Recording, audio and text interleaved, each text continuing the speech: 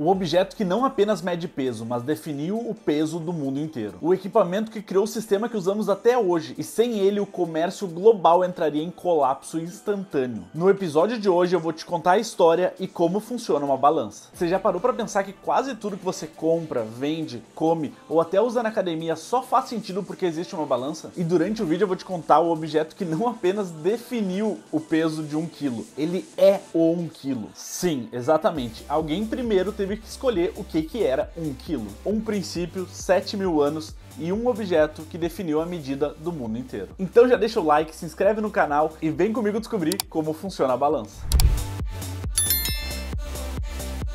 Antes de qualquer tecnologia, de pilha, de bateria ou de qualquer tipo de botão, há 7.000 anos nascia a balança mecânica. Isso foi lá no Egito e a lógica era simples. Uma haste com 2 bandejas. Coloca o que tu quer pesar de um lado e pesos pré-definidos do outro. Quando elas chegarem até o ponto de equilíbrio, você já sabe quanto ela pesa. Mas se engana quem pensa que a balança é só para comerciantes.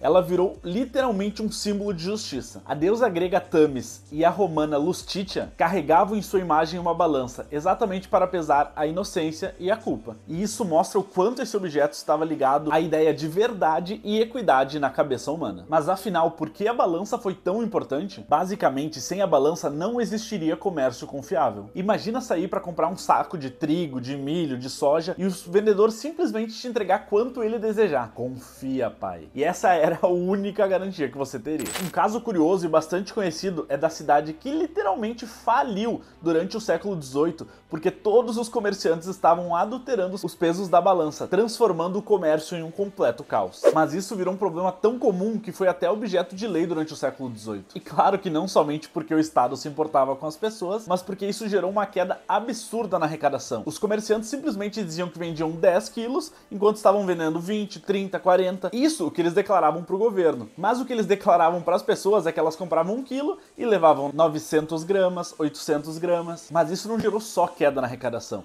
Isso gerou também inflação local, perda de credibilidade das feiras de cidades diferentes. Imagina você estar acostumado a comprar uma quantidade na sua cidade, e se você passasse para a cidade ao lado para comprar a mesma coisa, te entregavam um peso diferente? Isso fez com que surgisse o cargo de pesador oficial, um funcionário do governo que andava por aí armado, e ele era responsável por vigiar as balanças e prender quem as adulterasse. E tudo isso só acontecia porque a balança mecânica funciona de forma muito simples.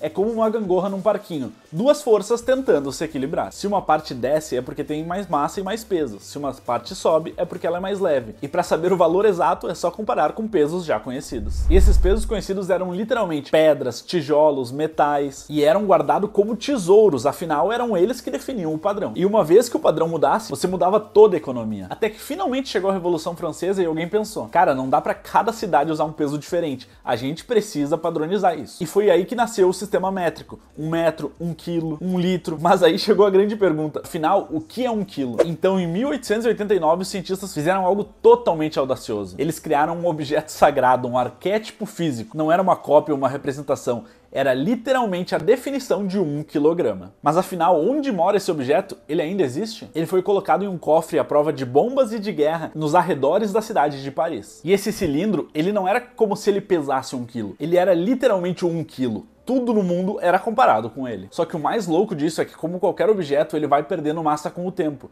Então, o padrão de 1 quilo foi lentamente sendo alterado ao longo dos anos. Isso significa que por décadas o sistema mundial de peso foi lentamente se alterando sem que ninguém percebesse. Tecnicamente, 1 quilo em 1990 era diferente de 1 quilo 10 anos depois. Parece ficção científica, mas isso é a pura realidade. Muitos anos depois de usar esse sistema extremamente simples, de uma haste com 2 pratos pendurados tentando se equilibrar, surgiram as balanças com mola, uma grande revolução para a época. E a lógica é extremamente simples. Quanto mais um peso empurra ou expande uma mola, mais ela sofre alteração para mais ou para menos, depende do padrão definido. E quando isso acontece, uma escala que já está demarcada vai te indicar exatamente qual o peso daquele item. Só que essa balança ainda tinha um problema, porque toda mola, quanto mais usada, mais ela vai sofrer dilatação. Então ela também lentamente vai mudando com o passar do tempo. Mas hoje em dia, as balanças mais comuns são as digitais. E afinal, como elas funcionam? Existe nelas uma coisa chamada célula de carga. É um pedacinho de metal que deforma microscopicamente toda vez que você sobe em cima da balança. Essa dilatação manda uma pequena corrente elétrica para um chip,